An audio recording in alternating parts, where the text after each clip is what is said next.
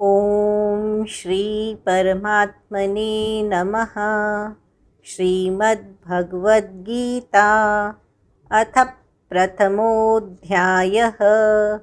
धृतराष्ट्र उवाच धर्मक्षेत्रे कुरुक्षेत्रे समवेतायुयुत्सवः मामकाः पाण्डवाश्चैव किम कुर्वत संजय।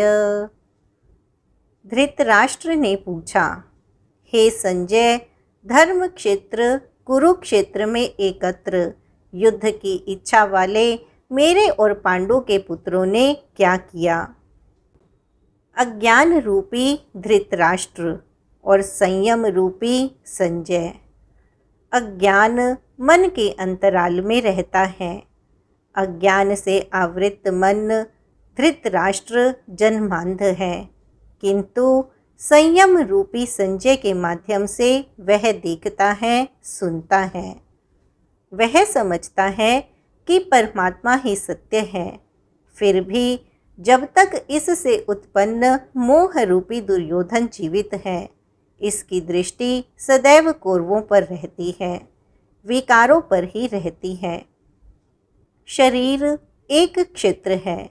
जब हृदय देश में दैवी संपत्ति का बाहुल्य होता है तो यह शरीर धर्म क्षेत्र बन जाता है, और जब इसमें आसुरी संपत्ति का बाहुल्य होता है तो यह शरीर कुरुक्षेत्र बन जाता है। कुरु अर्थात करो। यह शब्द आदेशात्मक है।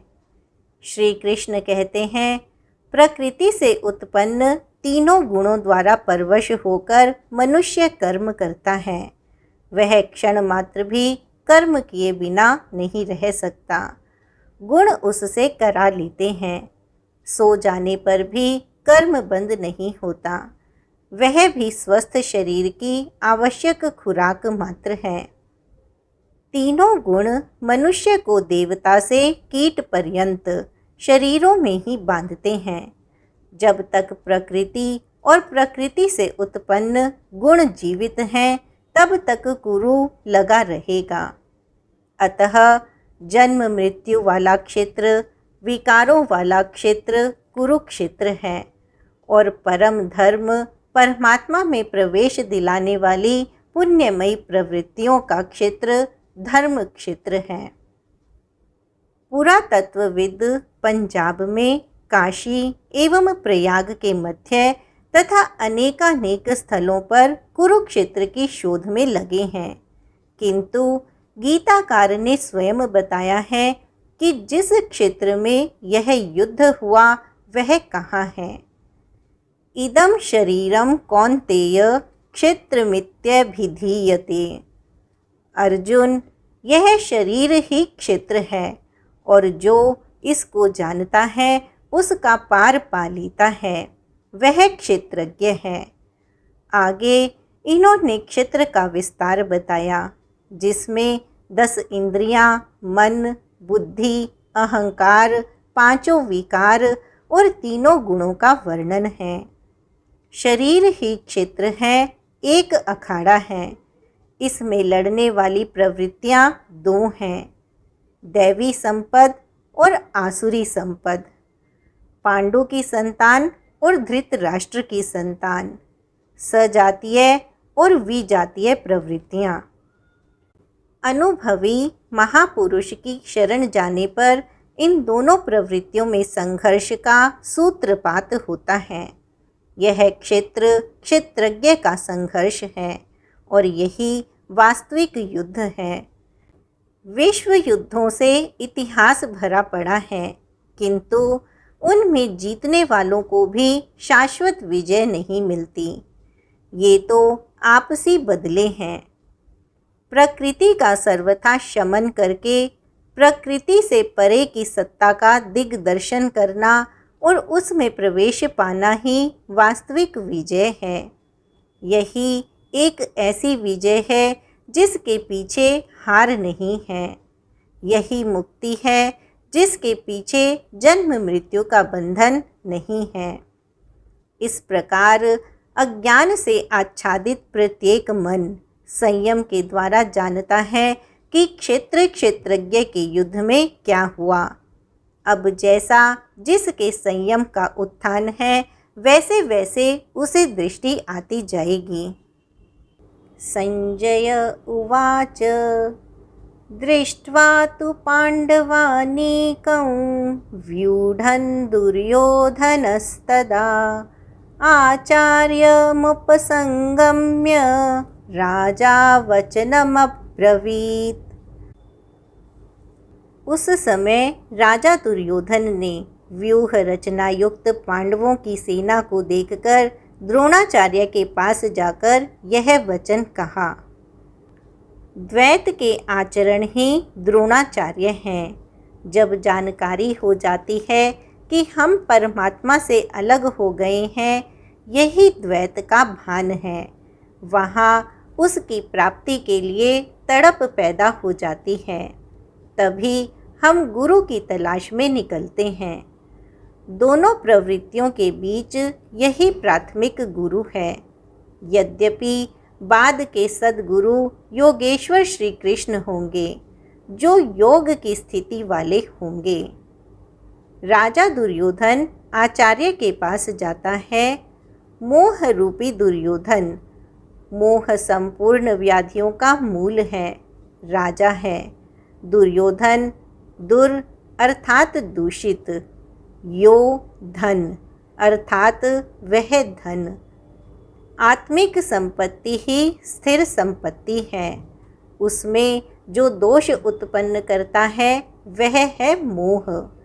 यही प्रकृति की ओर खींचता है और वास्तविक जानकारी के लिए प्रेरणा भी प्रदान करता है। मोह है तभी तक पूछने का प्रश्न भी है, अन्यथा सभी पूर्ण ही हैं। अतः व्यूह रचना युक्त पांडवों की सेना को देखकर अर्थात पुण्य से प्रवाहित सजातीय वृत्तियों को संगठित देखकर मोह रूपी दुर्योधन ने प्रथम गुरु द्रोण के पास जाकर यह कहा। पश्यैतां पाण्डुपुत्राणामाचार्य महतीं च मूं व्यूढान् द्रुपदपुत्रेण तव शिष्येण धीमता।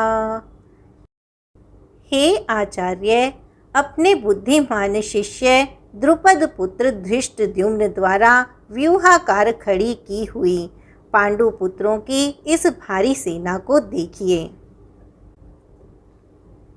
शाश्वत अचल पद में आस्था रखने वाला दृढ़ मन ही धृष्टद्युम्न है। यही पुण्यमयी प्रवृत्तियों का नायक है। साधन कठिन न मन कर टेका। साधन कठिन नहीं, मन की दृढ़ता कठिन होनी चाहिए। अब देखें सेना का विस्तार। अत्र शूरा महेश्वासा भीमार्जुन समायुधि युयुधानो विराटश्च द्रुपदश्च महारथः। इस सेना में महेशवासा महान ईश में वास दिलाने वाले, भाव रूपी भीम, अनुराग रूपी अर्जुन के समान बहुत से शूरवीर, जैसे सात्विकता रूपी सात्यकी, विराट सर्वत्र ईश्वरीय प्रवाह की धारणा महारथी राजा द्रुपद अर्थात अचल स्थिति तथा धृष्टकेतुश्चेकितानः काशीराजश्च वीर्यवान् पुरुजित् कुन्तिभोजश्च शैब्यश्च नरपुङ्गवः युधामन्युश्च विक्रान्त उत्तमोजाश्च वीर्यवान् सौभद्रो द्रौपदेयाश्च सर्व एव महारथाः। धृष्टकेतु दृढ़ कर्तव्य, चेकितान जहाँ भी जाए वहाँ से चित्त को खींचकर इष्ट में स्थिर करना। काशीराज, काया रूपी काशी में ही वह साम्राज्य है। पुरुजित, स्थूल, सूक्ष्म और कारण शरीरों पर विजय दिलाने वाला पुरुजित। कुंती भोज, कर्तव्य से भव पर विजय, नरों में श्रेष्ठ। शैव्य अर्थात सत्य व्यवहार और पराक्रमी युधामन्यु, युद्ध के अनुरूप मन की धारणा। उत्तमोजा, शुभ की मस्ती, सुभद्रा पुत्र अभिमन्यु। जब शुभ आधार आ जाता है तो मन भय से रहित हो जाता है। ऐसा शुभ आधार से उत्पन्न अभय मन ध्यान रूपी द्रौपदी के पांचों पुत्र वात्सल्य, लावण्य, सहृदयता, सौम्यता, स्थिरता, सब के सब महारथी हैं। साधन पथ पर संपूर्ण योग्यता के साथ चलने की क्षमताएं हैं। विजातीय प्रवृत्तियों का राजा होते हुए भी मोह ही सजातीय प्रवृत्तियों को समझने के लिए बाध्य करता है। दुर्योधन अपना पक्ष संक्षेप में कहता है, यदि कोई बाह्य युद्ध होता तो अपनी फौज बढ़ा चढ़ाकर गिनाता। विकार कम गिनाए गए क्योंकि उन पर विजय पाना है, वे नाशवान हैं। केवल 5-7 विकार बताए गए जिनके अंतराल में संपूर्ण बहिर्मुखी प्रवृत्ति विद्यमान है। अस्माकन्तु विशिष्टाये तान्निबोधत द्विजोत्तम, नायका मम सैन्यस्य संज्ञार्थं तान् ब्रवीमि ते। हे द्विजोत्तम, हमारे पक्ष में जो प्रधान हैं उन्हें भी आप समझ लें। आपको जानने के लिए मेरी सेना के जो नायक हैं उनको कहता हूँ। बाह्य युद्ध में सेनापति के लिए द्विजोत्तम संबोधन असाम्यक है। वस्तुतः गीता में अंतःकरण की 2 प्रवृत्तियों का संघर्ष है, जिसमें द्वैत का आचरण ही द्रोण है। जब तक हम लेश मात्र भी आराध्य से अलग हैं, तब तक प्रकृति विद्यमान है, द्वैत बना है। इस द्वीप पर जय पाने की प्रेरणा प्रथम गुरु द्रोणाचार्य से मिलती है। अधूरी शिक्षा ही पूर्ण जानकारी के लिए प्रेरणा प्रदान करती है। वह पूजा स्थली नहीं, वहाँ शौर्य सूचक संबोधन होना चाहिए। विजातीय प्रवृत्ति के नायक कौन कौन हैं? भवान् भीष्मश्च कर्णश्च कृपश्च समितिञ्जयः अश्वत्थामा विकर्णश्च सौमदत्तिस्तथैव च। एक तो स्वयं आप द्वैत के आचरण रूपी द्रोणाचार्य हैं। ब्रह्म रूपी पितामह भीष्म हैं। ब्रह्म इन विकारों का उद्गम है, अंत तक जीवित रहता है, इसलिए पितामह है। समूची सेना मर गई, यह जीवित था। शरशय्या पर अचेत था, फिर भी जीवित था। यह है ब्रह्म रूपी भीष्म। ब्रह्म अंत तक रहता है। इसी प्रकार विजातीय कर्म रूपी कर्ण तथा संग्राम विजयी कृपाचार्य हैं। साधनावस्था में साधक द्वारा कृपा का आचरण ही कृपाचार्य है। भगवान कृपा धाम है और प्राप्ति के पश्चात संत का भी वही स्वरूप है। किंतु साधन काल में जब तक हम अलग हैं, परमात्मा अलग है, विजातीय प्रवृत्ति जीवित है, मोहमयी घिराव है। ऐसी परिस्थिति में साधक यदि कृपा का आचरण करता है तो वह नष्ट हो जाता है। सीता ने दया की तो कुछ काल लंका में प्रायश्चित करना पड़ा। विश्वामित्र दयाद्र हुए तो पतित होना पड़ा। योग सूत्रकार महर्षि पतंजलि भी यही कहते हैं। ते समाधाव उपसर्गा व्युत्थाने सिद्धयः। व्युत्थान काल में सिद्धियां प्रकट होती हैं।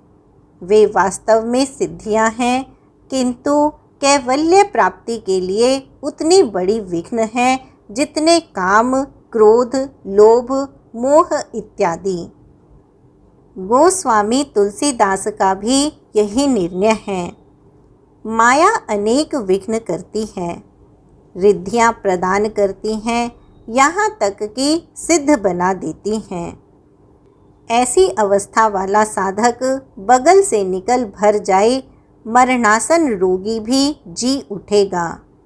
वह भले ठीक हो जाए, किंतु साधक उसे अपनी देन मान बैठे तो नष्ट हो जाएगा। एक रोगी के स्थान पर हजारों रोगी घेर लेंगे। भजन चिंतन का क्रम अवरुद्ध हो जाएगा और उधर बहकते बहकते प्रकृति का बाहुल्य हो जाएगा। यदि लक्ष्य दूर है और साधक कृपा करता है तो कृपा का अकेला आचरण ही समितिंजय समूची सेना को जीत लेगा। इसलिए साधक को पूर्ति पर्यंत इससे सतर्क रहना चाहिए। दया बिनु संत कसाई, दया करी तो आफत आई। लेकिन अधूरी अवस्था में यह विजातीय प्रवृत्ति का दुर्धर्ष योद्धा है। इसी प्रकार आसक्ति रूपी अश्वत्थामा, विकल्प रूपी विकर्ण और ब्रह्ममयी श्वास ही भूरी श्रवा है। ये सभी बहिर्मुखी प्रवाह के नायक हैं।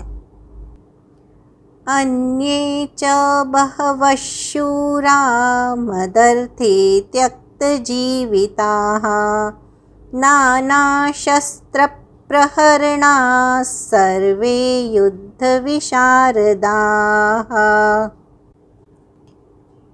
और भी बहुत से शूरवीर अनेक शस्त्रों से युक्त मेरे लिए जीवन की आशा को त्याग कर युद्ध में डटे हैं। सभी मेरे लिए प्राण त्यागने वाले हैं, किंतु उनकी कोई ठोस गणना नहीं है। अब कौन सी सेना किन भावों द्वारा सुरक्षित है, इस पर कहते हैं। अपर्याप्तं तदस्माकं बलं भीष्माभिरक्षितं पर्याप्तं त्विदमे तेषां बलं भीमाभिरक्षितं। भीष्म द्वारा रक्षित हमारी सेना सब प्रकार से अजेय है और भीम द्वारा रक्षित इन लोगों की सेना जीतने में सुगम है। पर्याप्त और अपर्याप्त जैसे शलिष्ट शब्द का प्रयोग दुर्योधन की आशंका को व्यक्त करता है। अतः देखना है कि भीष्म कौन सी सत्ता है जिस पर कौरव निर्भर करते हैं, तथा भीम कौन सी सत्ता है जिस पर दैवी संपद संपूर्ण पांडव निर्भर हैं।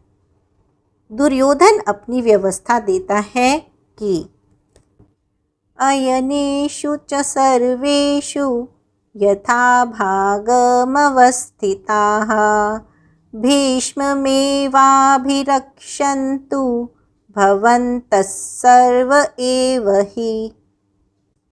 इसलिए सब मोर्चों पर अपनी अपनी जगह स्थित रहते हुए आप लोग सब के सब भीष्म की ही सब ओर से रक्षा करें।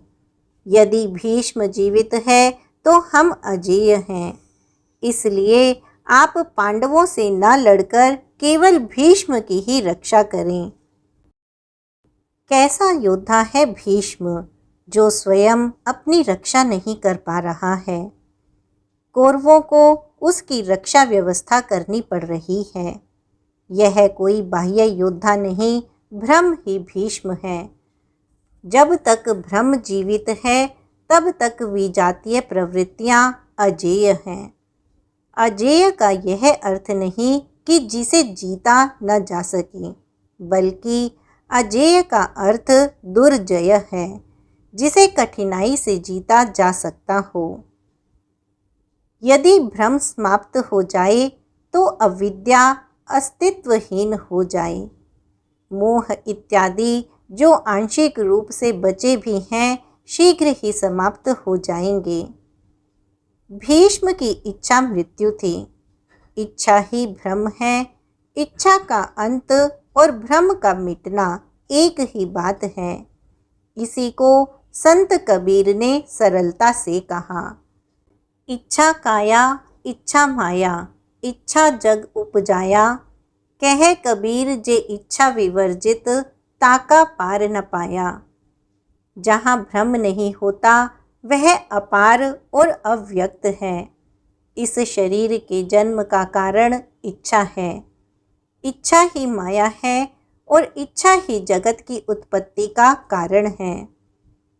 कबीर कहते हैं, जो इच्छाओं से सर्वथा रहित है, तिनका पार न पाया। वे अपार, अनंत, असीम तत्व में प्रवेश पा जाते हैं। जो कामनाओं से रहित आत्मा में स्थिर आत्म स्वरूप है, उसका कभी पतन नहीं होता। वह ब्रह्म के साथ एक हो जाता है।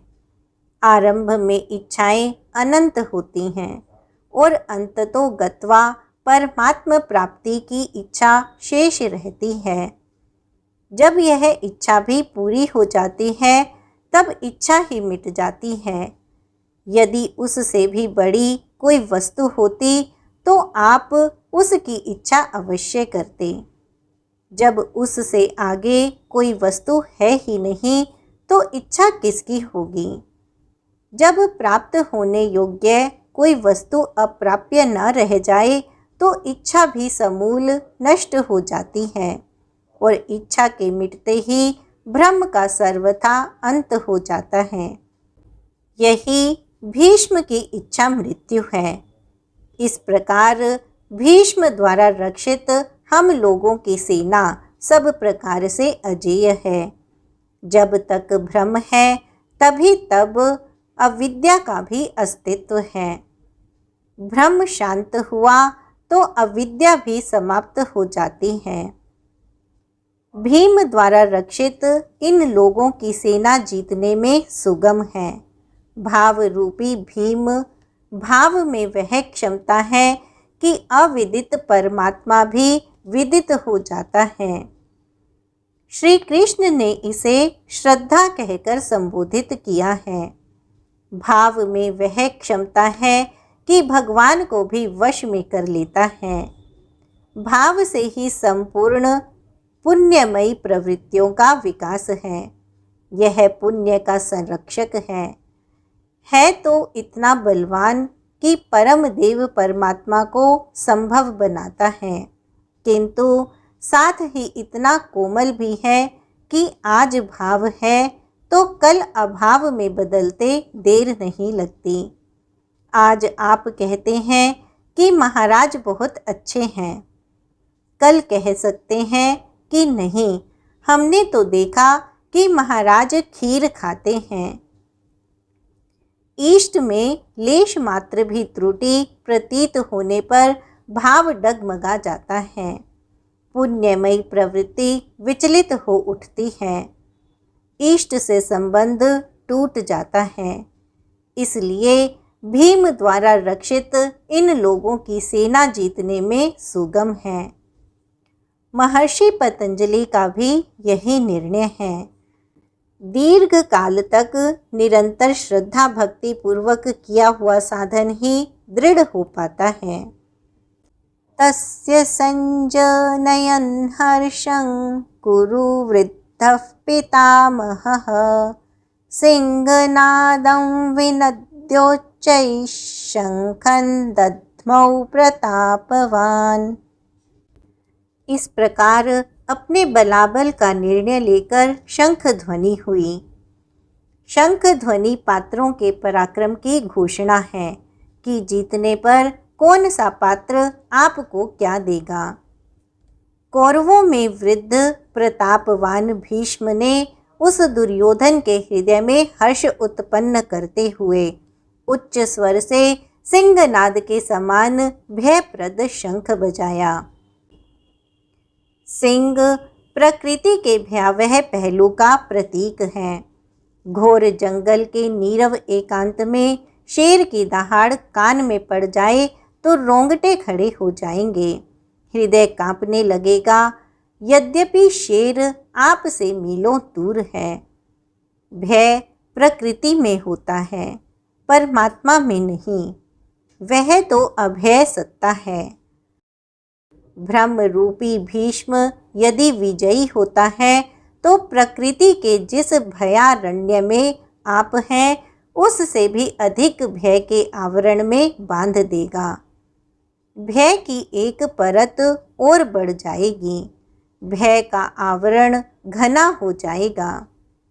यह ब्रह्म इसके अतिरिक्त और कुछ नहीं दे सकेगा।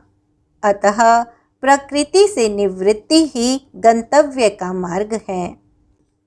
संसार में प्रवृत्ति तो भवाटवी है, घोर अंधकार की छाया है। इसके आगे कौरवों की कोई घोषणा नहीं है। कौरवों की ओर से कई बाजे एक साथ बजे, किंतु कुल मिलाकर वे भी भय ही प्रदान करते हैं, इससे अधिक कुछ नहीं। प्रत्येक विकार कुछ न कुछ भय तो देता ही है, इसलिए उन्होंने भी घोषणा की। ततः शंखाश्च भीर्यश्च पणवान कगोमुखाः सहसैवाभ्यहन्यन्त सशब्दस्तुमुलोऽभवत्। इसके पश्चात अनेक शंख, नगाड़े, ढोल और नरसिंहादि बाजे एक साथ ही बजे। उनका शब्द भी बड़ा भयंकर हुआ। भय का संचार करने के अतिरिक्त कौरवों की कोई घोषणा नहीं है। बहिर्मुखी विजातीय प्रवृत्ति सफल होने पर मोहमय बंधन और घना कर देती है। अब पुण्यमयी प्रवृत्तियों की ओर से घोषणाएं हुई, जिनमें पहली घोषणा योगेश्वर श्री कृष्ण की है। ततश्वेतैर्हयैर्युक्ते महति स्यन्दने स्थितौ माधवः पाण्डवश्चैव दिव्यौ शंखौ प्रदद्मतुः। इसके उपरांत श्वेत घोड़ों से युक्त महान रथ पर बैठे हुए योगेश्वर श्री कृष्ण और अर्जुन ने भी अलौकिक शंख बजाए। अलौकिक का अर्थ है लोकों से परे। मृत्युलोक, देवलोक, ब्रह्मलोक, जहाँ तक जन्म मरण का भय है, उन समस्त लोकों से परे पारलौकिक, पारमार्थिक स्थिति प्रदान करने की घोषणा योगेश्वर श्री कृष्ण की है। सोने, चांदी, काठ का रथ नहीं, रथ अलौकिक, शंख अलौकिक, अतः घोषणा भी अलौकिक ही है। लोकों से परे एकमात्र ब्रह्म है, सीधा उससे संपर्क स्थापित कराने की घोषणा है। वे कैसे यह स्थिति प्रदान करेंगे?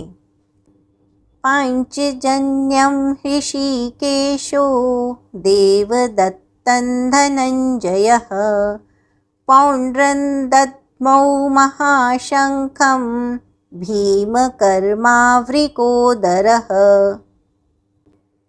ऋषिकेश, जो हृदय के सर्वस्व ज्ञाता हैं, उन श्री कृष्ण ने पांचजन्य शंख बजाया। पांचों ज्ञानेंद्रियों को पंच तन्मात्राओं शब्द, स्पर्श, रूप, रस, गंध के रसों से समेटकर अपने भक्त की श्रेणी में ढालने की घोषणा की। विकराल रूप से बहकती हुई इंद्रियों को समेटकर उन्हें अपने सेवक की श्रेणी में खड़ा कर देना, हृदय से प्रेरक सद्गुरु की देन है।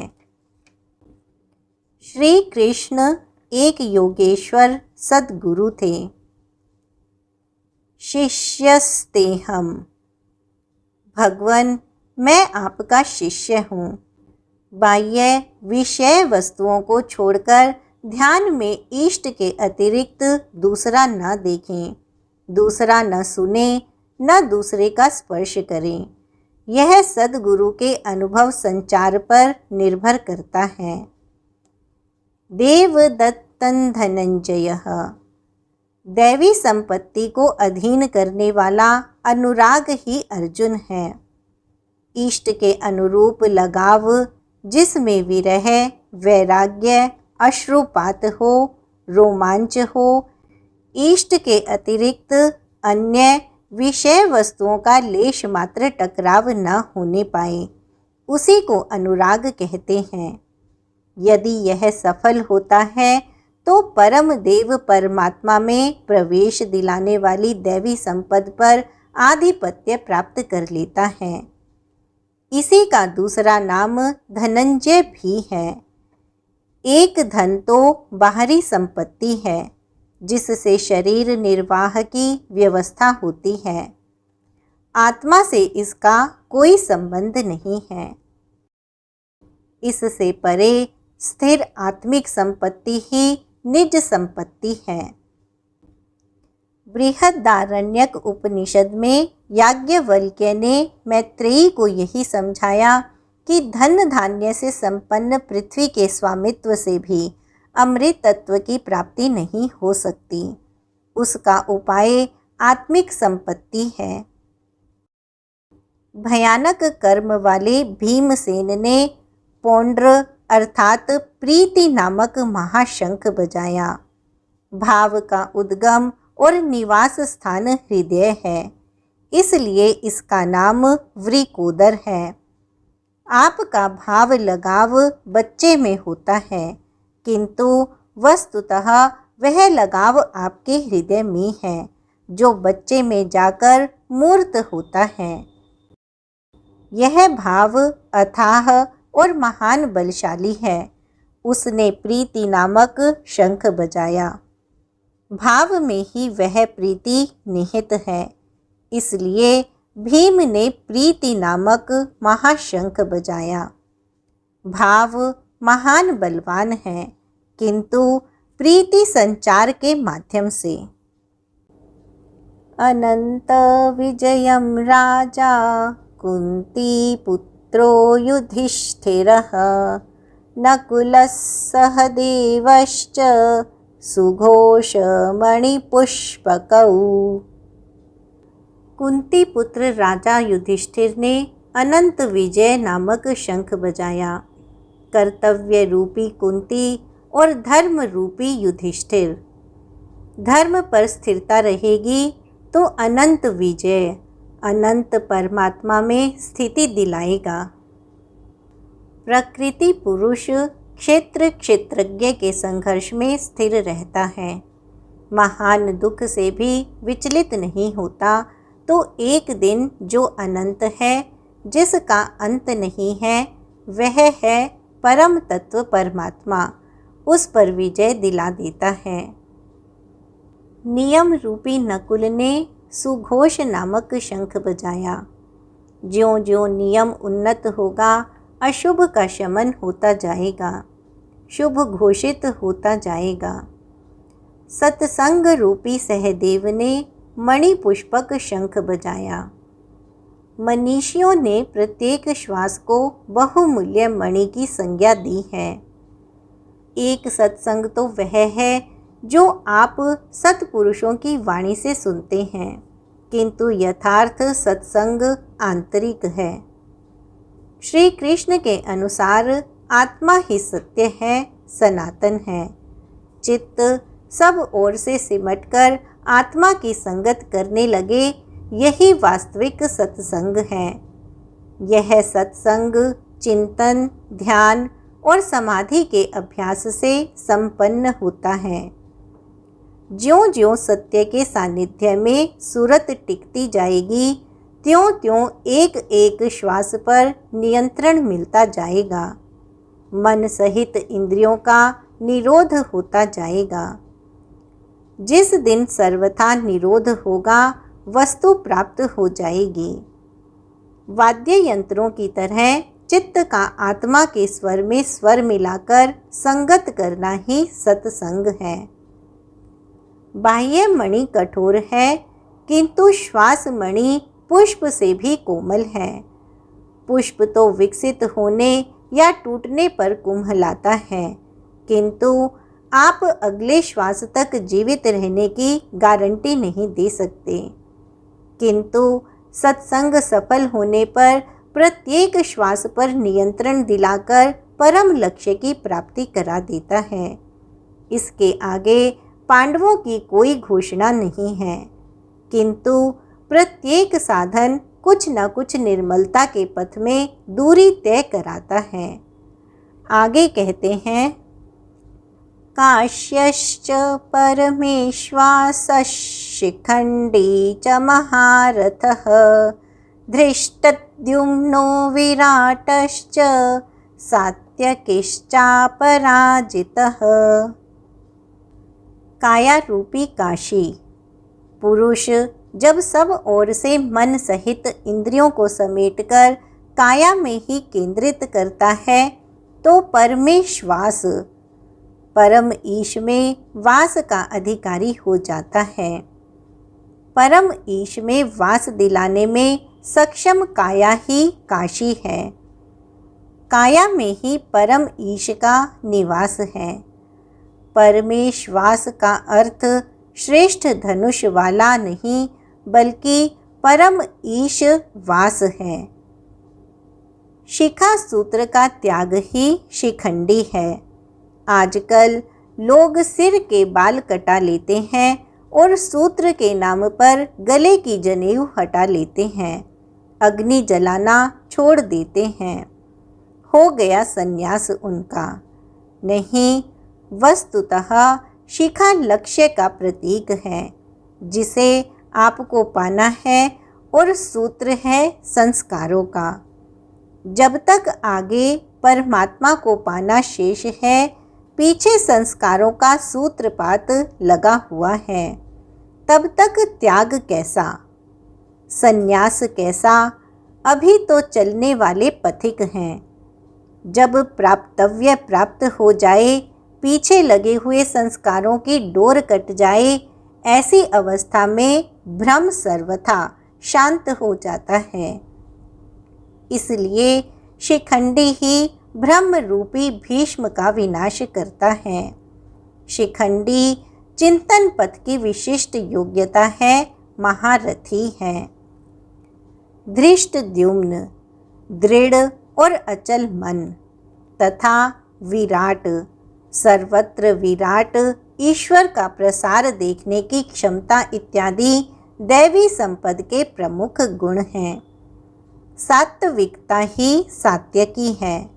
सत्य के चिंतन की प्रवृत्ति अर्थात सात्विकता यदि बनी है तो कभी गिरावट नहीं आने पाएगी, इस संघर्ष में पराजित नहीं होने देगी। द्रुपदो द्रौपदेयाश्च सर्वशः पृथिवीपते सौभद्रश्च महाबाहुः शंखान् दद्मुः पृथक् पृथक्। अचल पददायक द्रुपद और ध्यान रूपी द्रौपदी के पांचों पुत्र सहृदयता, वात्सल्य, लावण्य, सौम्यता, स्थिरता, साधन में महान सहायक महारथी हैं तथा बड़ी भुजा वाला अभिमन्यु। इन सब ने पृथक पृथक शंख बजाए। भुजा कार्य क्षेत्र का प्रतीक है। जब मन भय से रहित हो जाता है तो उसकी पहुंच दूर तक हो जाती है। हे राजन, इन सब ने अलग अलग शंख बजाए। कुछ न कुछ दूरी सभी तय कराते हैं। इनका पालन आवश्यक है, इसलिए इनके नाम गिनाए। इसके अतिरिक्त कुछ दूरी ऐसी भी है जो मन बुद्धि से परे है। भगवान स्वयं ही अंतःकरण में विराज कर तय कराते हैं। इधर दृष्टि बनकर आत्मा से खड़े हो जाते हैं और सामने स्वयं खड़ा होकर अपना परिचय करा लेते हैं। सघोषोधार्तराष्ट्राणां हृदयानि व्यदारयत् नभश्च पृथिवीं चैव तुमुलो व्यनुनादयन्। उस घोर शब्द ने आकाश और पृथ्वी को भी शब्दायमान करते हुए धृतराष्ट्र पुत्रों के हृदय विदीर्ण कर दिए। सेना तो पांडवों की ओर भी थी, किंतु हृदय विदीर्ण हुए धृतराष्ट्र पुत्रों के।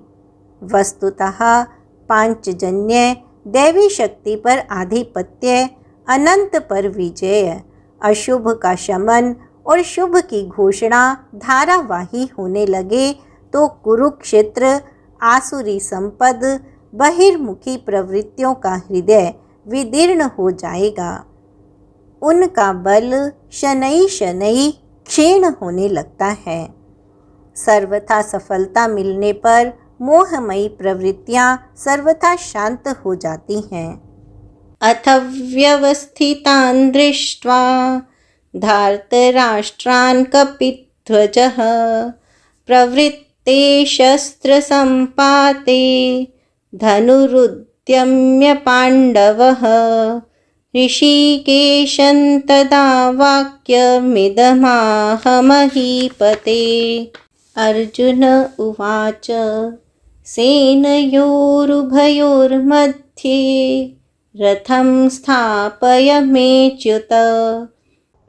संयम रूपी संजय ने अज्ञान से आवृत मन को समझाया कि हे राजन, उसके उपरांत कपिध्वजः वैराग्य रूपी हनुमान, वैराग्य ही ध्वज है जिसका।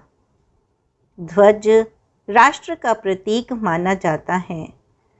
कुछ लोग कहते हैं ध्वजा चंचल थी इसलिए कपिध्वज कहा गया, किंतु नहीं, यहाँ कपि साधारण बंदर नहीं, स्वयं हनुमान थे, जिन्होंने मान अपमान का हनन किया था। प्रकृति की देखी सुनी वस्तुओं से, विषयों से राग का त्याग ही वैराग्य है। अतः वैराग्य ही जिसकी ध्वजा है, उस अर्जुन ने व्यवस्थित रूप से धृतराष्ट्र पुत्रों को खड़े देखकर शस्त्र चलने की तैयारी के समय धनुष उठाकर ऋषिकेशम, जो हृदय के सर्वस्व ज्ञाता हैं, उन योगेश्वर श्री कृष्ण से यह वचन कहा। हे अच्युत, मेरे रथ को दोनों सेनाओं के बीच खड़ा करिए। यहाँ सारथी को दिया गया आदेश नहीं, इष्ट से की गई प्रार्थना है। अब प्रश्न उठता है, किस लिए खड़ा करें? यावदेता निरीक्षेऽहं योद्धुकामानवस्थितान् कैर्मया सह योद्धव्यमस्मिन् रणसमुद्यमे। जब तक मैं इन स्थित हुए युद्ध की कामना वालों को अच्छी प्रकार देख न लूं कि इस युद्ध के उद्योग में मुझे किन किन के साथ युद्ध करना योग्य है, इस युद्ध व्यापार में मुझे किन किन के साथ युद्ध करना है। योत्स्यमानानवेक्षेऽहं य एतेऽत्र समागताः धार्तराष्ट्रस्य दुर्बुद्धेर्युद्धे प्रियचिकीर्षवः। दुर्बुद्धि दुर्योधन का युद्ध में कल्याण चाहने वाले जो ये राजा लोग इस सेना में आए हैं, उन युद्ध करने वालों को मैं देखूंगा, इसलिए खड़ा करें। मोह रूपी दुर्योधन, मोह रूपी प्रवृत्तियों का कल्याण चाहने वाले जो जो राजा इस युद्ध में आए हैं उनको मैं देख लूं।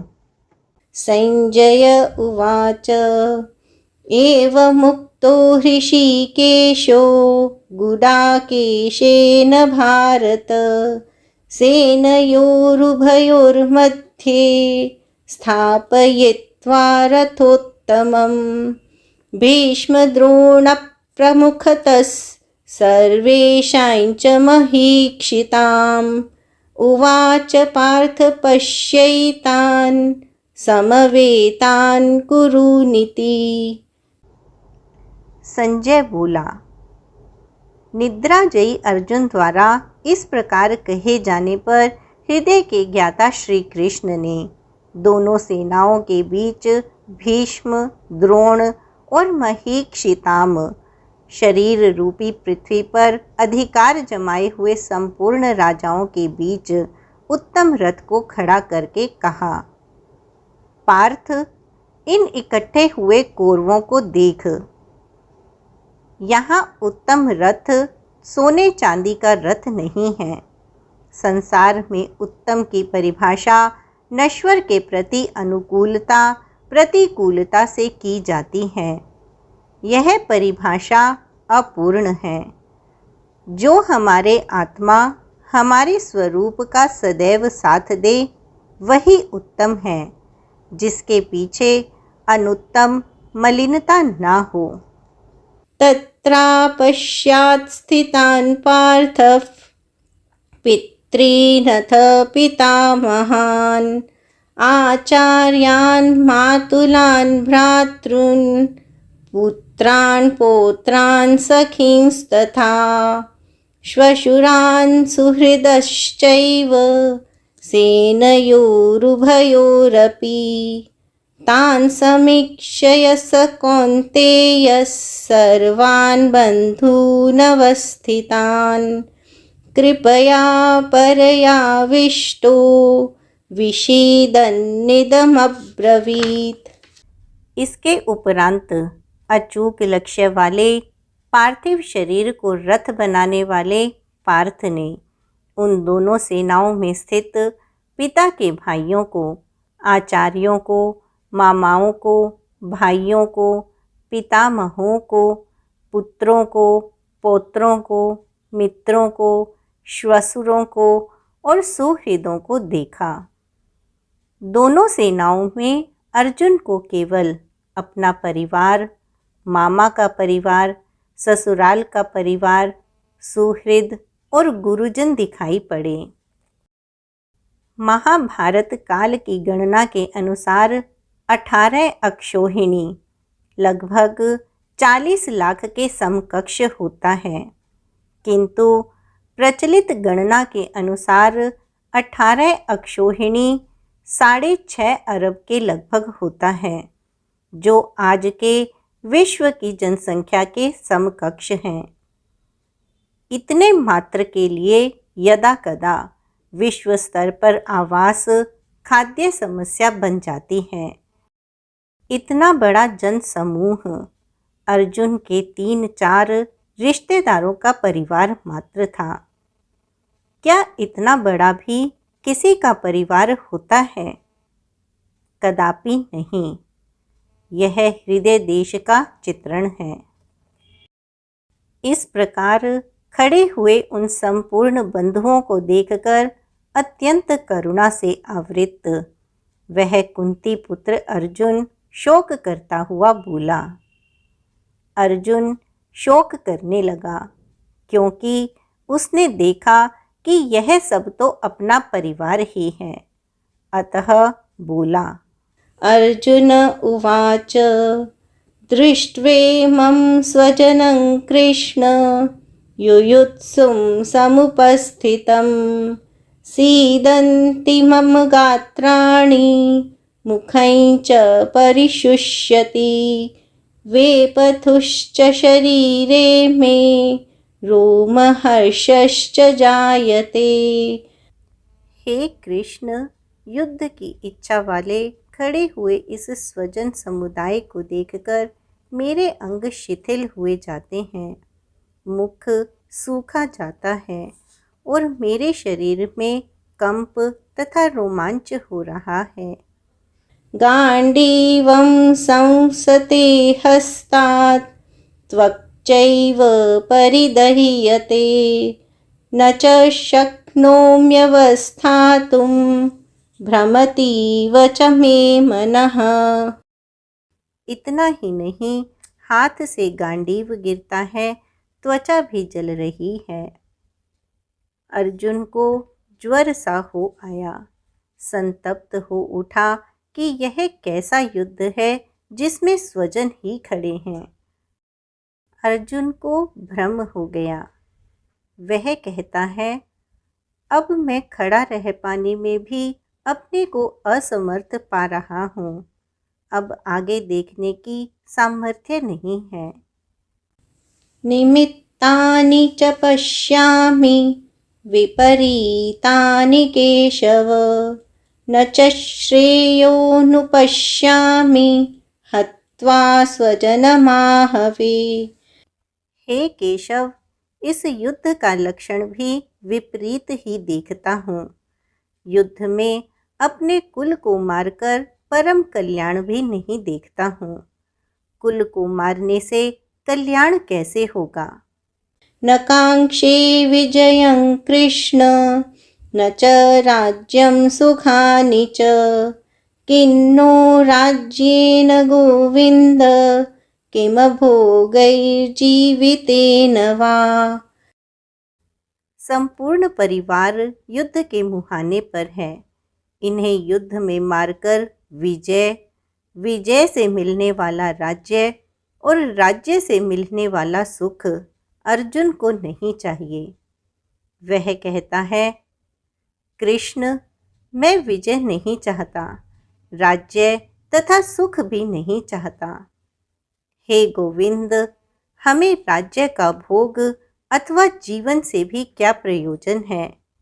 क्यों, इस पर कहता है, येषामर्थे कांक्षितन्नो राज्यं भोगा सुखानि च त इमेव स्थिता युद्धे प्राणांस त्यक्त्वा धनानि च। हमें जिनके लिए राज्य भोग और सुख आदि इच्छित हैं, वे ही परिवार जीवन की आशा त्याग कर युद्ध के मैदान में खड़े हैं। हमें राज्य इच्छित था तो परिवार को लेकर, भोग सुख और धन की पिपासा थी तो स्वजन और परिवार के साथ उन्हें भोगने की थी। किंतु जब सब के सब प्राणों की आशा त्याग कर खड़े हैं, तो मुझे सुख, राज्य या भोग नहीं चाहिए। यह सब इन्हीं के लिए प्रिय थे। इनसे अलग होने पर हमें इनकी आवश्यकता नहीं है। जब तक परिवार रहेगा तभी तक ये वासनाएं भी रहती हैं। झोपड़ी में रहने वाला भी अपने परिवार, मित्र और स्वजन को मारकर विश्व का साम्राज्य स्वीकार नहीं करेगा।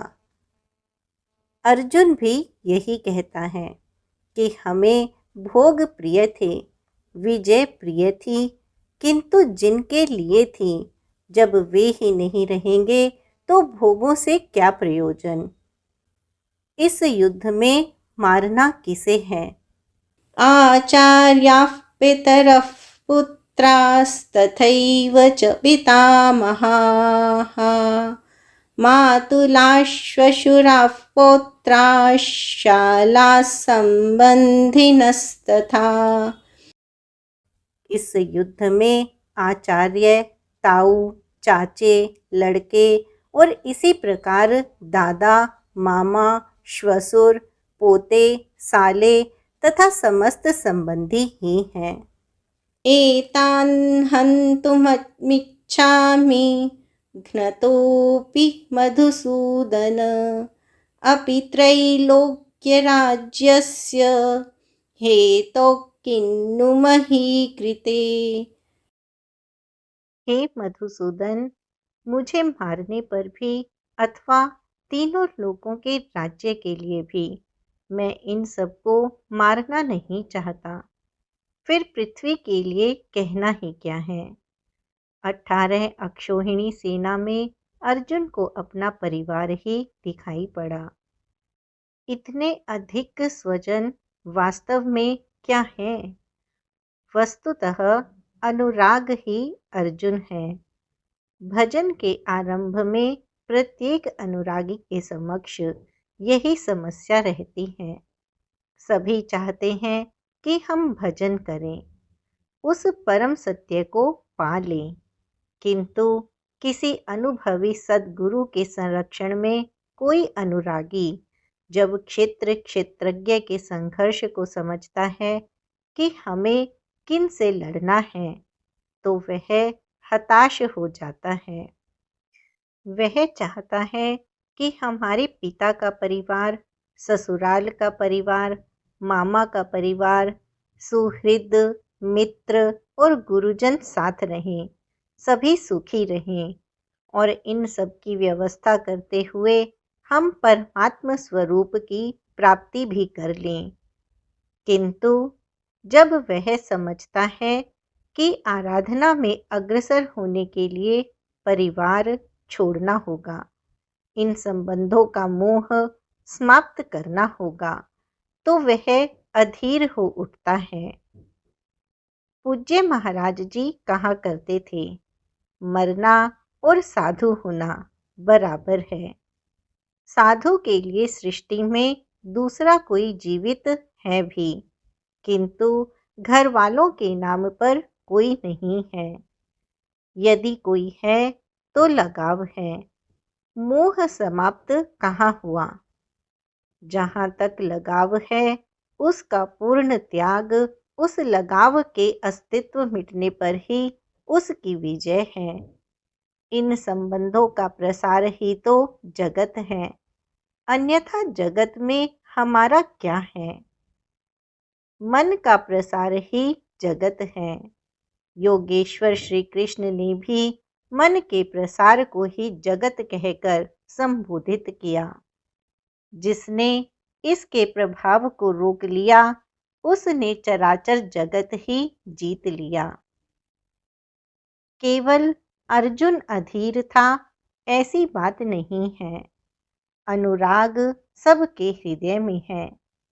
प्रत्येक अनुरागी अधीर होता है, उसे संबंधी याद आने लगते हैं।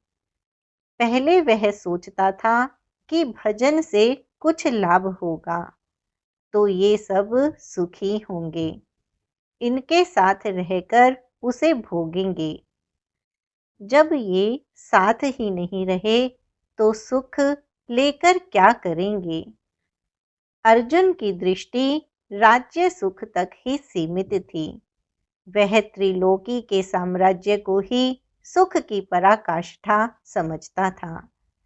इसके आगे भी कोई सत्य है, इसकी जानकारी अर्जुन को अभी नहीं है। निहत्य धार्तराष्ट्रान् का प्रीति स्यात् जनार्दन, पापमेवाश्रयेदस्मान् हत्वैतानाततायिनः। हे जनार्दन, धृतराष्ट्र के पुत्रों को मारकर भी हमें क्या प्रसन्नता होगी? जहाँ धृतराष्ट्र अर्थात धृष्टता का राष्ट्र है, उससे उत्पन्न मोह रूपी दुर्योधन इत्यादि को मारकर भी हमें क्या प्रसन्नता होगी? इन आतताइयों को मारकर हमें पाप ही तो लगेगा। जो जीवन यापन के तुच्छ लाभ के लिए अनीति अपनाता है, वह आतताई कहलाता है। किंतु वस्तुतः इससे भी बड़ा आतताई वह है जो आत्मा के पथ में अवरोध उत्पन्न करता है। आत्मदर्शन में बाधक काम, क्रोध, लोभ, मोह आदि का समूह ही आतताई है। तस्मान्नार्हा वयं हन्तुं धार्तराष्ट्रान् स्वबान्धवान् स्वजनं हि कथं हत्वा सुखिनः स्याम माधव। इससे हे माधव, अपने बांधव धृतराष्ट्र के पुत्रों को मारने के लिए हम योग्य नहीं हैं। स्वबांधव कैसे? वे तो शत्रु थे ना। वस्तुतः शरीर के रिश्ते अज्ञान से उत्पन्न होते हैं।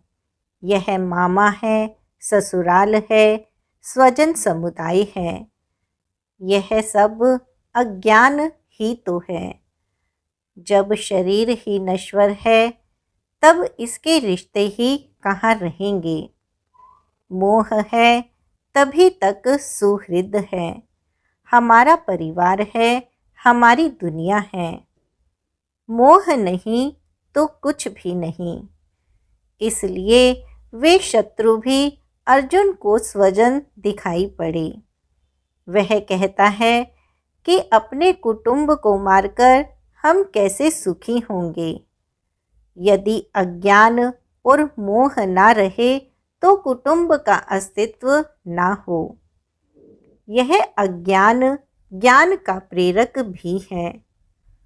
भर्तृहरि, तुलसी इत्यादि अनेक महानुभावों को वैराग्य की प्रेरणा पत्नी से मिली, तो कोई सौतेली माँ के व्यवहार से खिन्न होकर वैराग्य पथ पर अग्रसर हुआ दिखाई देता है।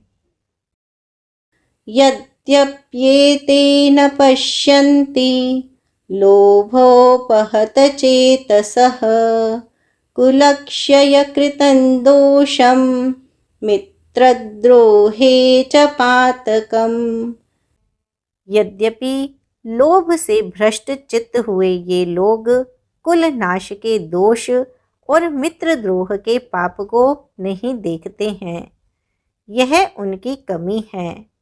फिर भी कथन्न ज्ञेयमस्माभिः पापादस्मान्निवर्तितुं कुलक्षयकृतं दोषं प्रपश्यद्भिर्जनार्दन।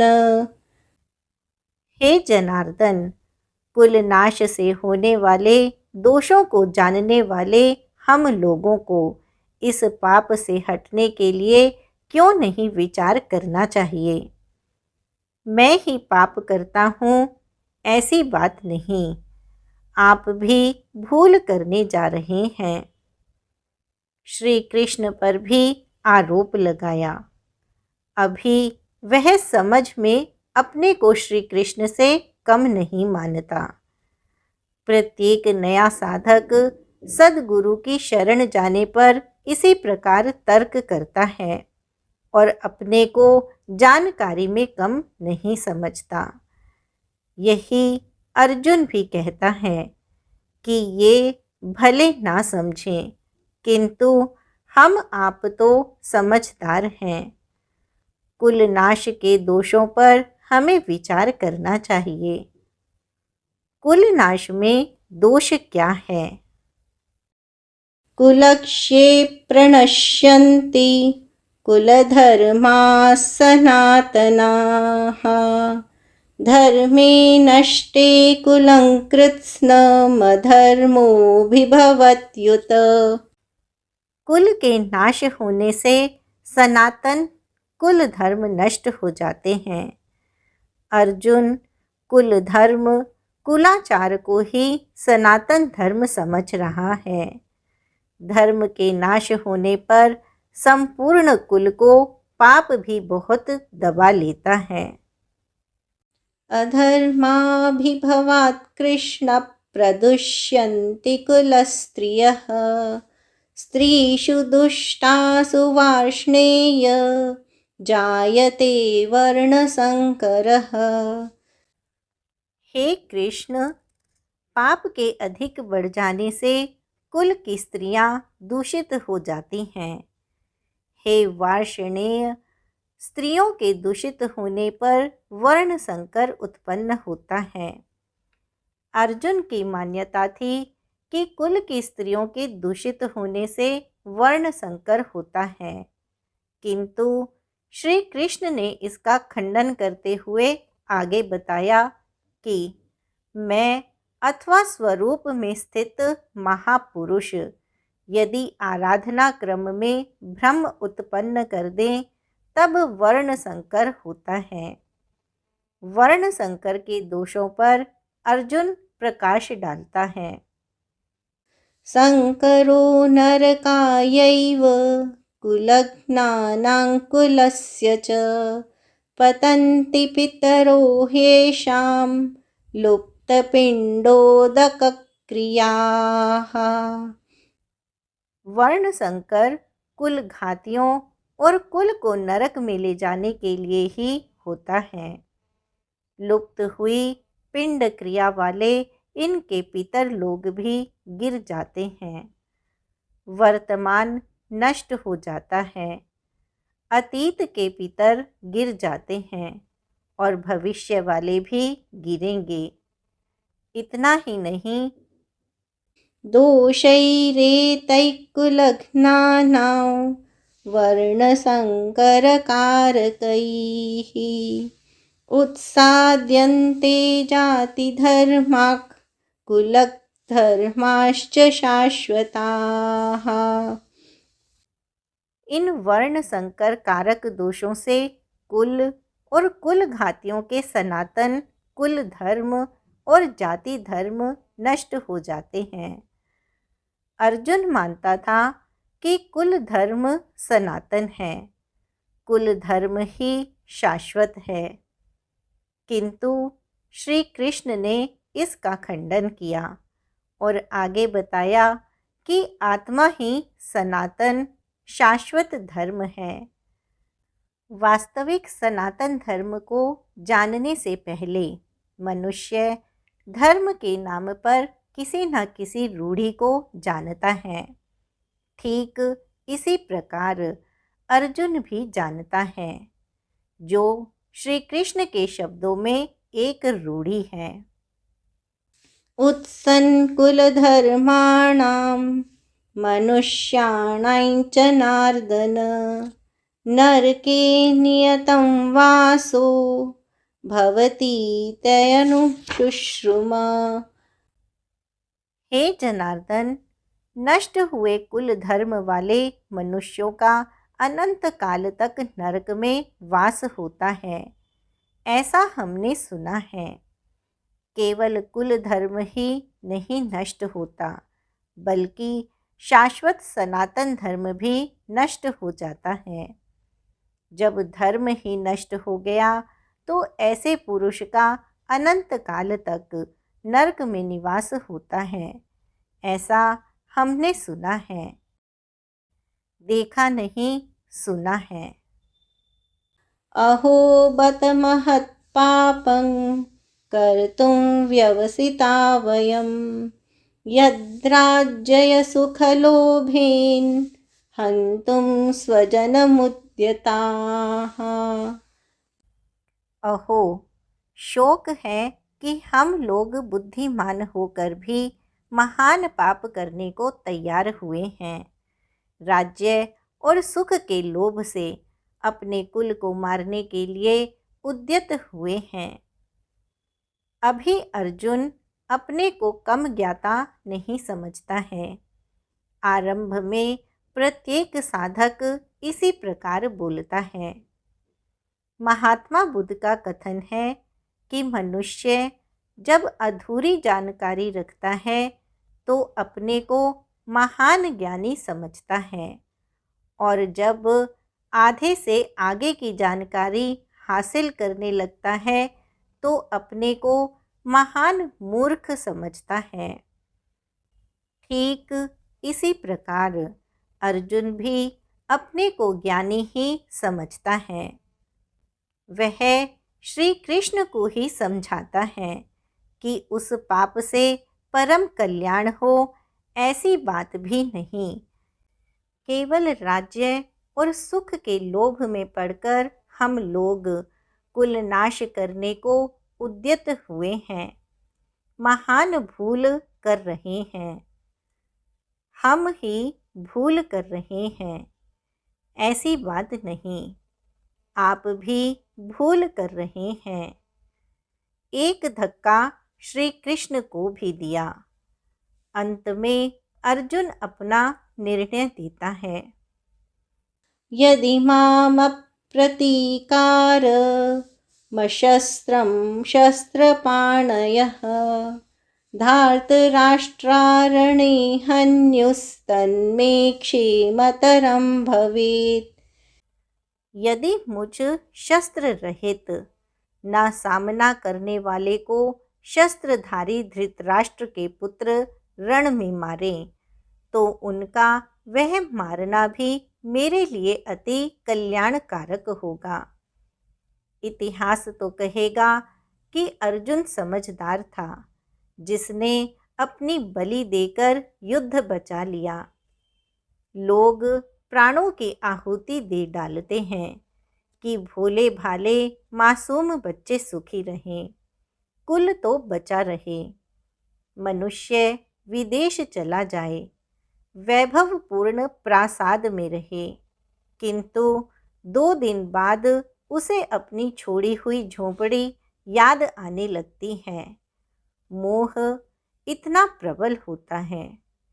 इसलिए अर्जुन कहता है कि शस्त्रधारी धृतराष्ट्र के पुत्र मुझ न प्रतिकार करने वाले को रण में मार दें, तब भी वह मेरे लिए अति कल्याणकारक होगा, ताकि लड़के तो सुखी रहें।